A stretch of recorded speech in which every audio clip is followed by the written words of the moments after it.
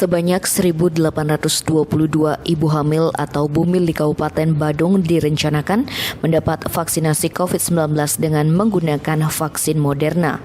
Kepala Dinas Kesehatan Kabupaten Badung, Dr. Inyoman Gunarto mengatakan, vaksinasi ini sesuai dengan instruksi Presiden bahwa semua ibu hamil mendapatkan vaksinasi. Vaksinasi dilakukan terhadap ibu hamil dengan usia kehamilan 14 hingga 33 minggu karena di usia tersebut kehamilan sudah melewati periode organogenesis atau pembentukan organ pada janin. Vaksin yang digunakan adalah Moderna karena efikasi vaksin ini lebih bagus dibandingkan dengan vaksin Sinovac. Selain itu, vaksin Moderna sangat aman untuk ibu hamil meskipun kipi yang ditimbulkan cukup membuat tidak nyaman.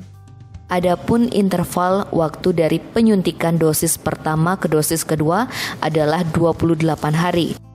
Untuk mendapatkan vaksinasi itu, ibu hamil bisa mendatangi seluruh fasilitas kesehatan di Kabupaten Badung, baik itu puskesmas ataupun klinik bersalin yang sudah terdaftar. Tim Bali Express melaporkan.